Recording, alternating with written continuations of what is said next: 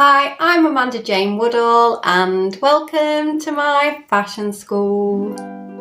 The image of the British ballerina is one of perfection, with a petite figure, long limbs and expressive eyes that command a stage. And this vision was actually the creation of the directors, musicians, choreographers and teachers of the Vic Wells Ballet, and embodied magnificently by one very special young lady. It's Margot Fonteyn. Margaret Evelyn Hookham was born in Reigate in 1919, and she was raised by her father and mother in the London suburb of Ealing. And she has fond memories of her early life, saying they were just happy and ordinary times. Her mother, who was half Brazilian, half Irish, named Hilda, dedicated her entire life to Margaret having a dance career. And at 4 years old, she took her to the local dance teacher who was named Miss Grace Bezusto. And she was a very kind and encouraging lady. And she must have thought that there was something very special about this little girl, because she actually kept hold of one of her first point shoes until she passed away. They took Margaret to see Anna Pavlova in the Fairy Doll in London. And although she was inspired by this ballerina, she actually felt that she would be able to dance her Irish jig just as good as the Russian superstar. When she was 8 years old, her father actually found work in China as an engineer, and so in 1928 they relocated to Shanghai. And Margaret really enjoyed her time in this exciting place where she would ride the rickshaws and browse the oddity shops. Believing that Margaret would make a very good character dancer on the stage, her mother sought out a dance teacher almost immediately, and she found British lady Audrey King. And Audrey noticed that Margaret took ballet very seriously for an 8-year-old, and she had actually perfected most of the basic steps just by working really hard. Whilst in China, she actually attended a British school ran by a notoriously strict headmistress who took a very dim view when her mother proposed that she was going to take her to London to seek a professional dance career. And this separated the family, and Margaret didn't see her father for 12 consecutive years. In 1934, she enrolled at a dance school in Chelsea that was run by Princess Seraphine Astafeva. And this was a Russian imperial ballet dancer who brought a new style of dance to London that was full of rhythm and musicality. And this was eye-opening for a young Margaret who hadn't really enjoyed ballet before because she thought it was very rigid and stiff and boring. Her success at dance school led her to audition for the Sadler Wells Theatre Company, and she became the newest member of the back row of the Corps de Ballet at just 14 years old. And Ninette de Valois, who is the founder of the company, spotted her during a dance rehearsal, and she thought she had a very natural style, beauty and grace, and she had potential to be a big star. So she encouraged famed choreographer Frederick Ashton to take notice of this girl. However, Ashton was not so sure.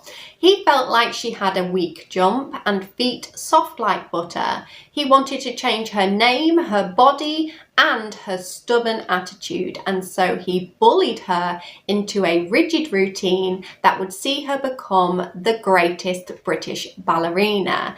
And his plan worked, and so she adopted her grandfather's surname and became Margot Fonteyn. It's rumoured that at this point in her career, she embarked on a secret affair with a married man when she was 16 years old. And this man was musical producer for the company, Constant Lambert. and it is said that he actually rejected Margot in the end for another woman, and she always denied this completely, saying that she was just young, it was nothing, it was just a crush. But you have to remember that at this time it was very important for ballerinas to appear to be pure and to be dedicated solely to their art. During the onset of the European War, the company actually disbanded, and this left Margot very unsure of her future as a ballerina. However, they did regroup after just 2 weeks and started to perform for the soldiers. And although the troops, they weren't very impressed with watching the ballet, Margot was happy to be back dancing. The company soon returned to the theatres and would perform with bombs falling and air raid sirens flashing. But everyone just continued to watch the performance, and so the company danced Frederick Ashton's Facade 3 times a week for the next 5 years. After the war, the London Royal Opera House decided that it wanted a resident dance company, and this was a big advancement for the Sadler Wells Company in their fortunes, and so they performed Oliver Messel's Sleeping Beauty to the royal family. The American tour of this ballet brought unprecedented success to the company, and Margot starred as the principal role in the 1914 performance at the Metropolitan Opera House in New York. And she was terrified that she was going to destroy the reputation of the British Ballet, and she had a bout of stage fright that lasted for about 3 months.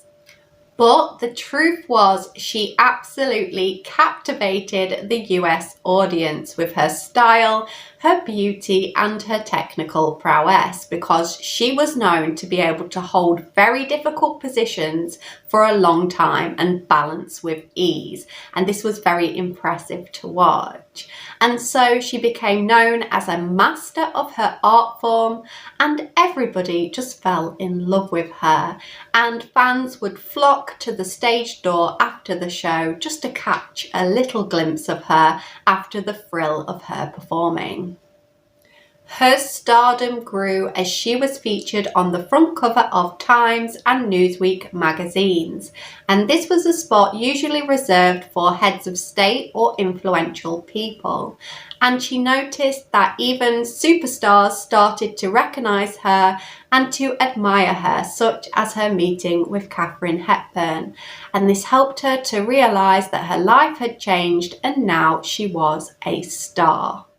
However, off the stage, a chance meeting with a foreign aristocrat would change the course of this lady's life forever. And I will be revealing all in next week's video, part 2 of this one, where we will be looking at the tragic circumstances surrounding Margot's personal life.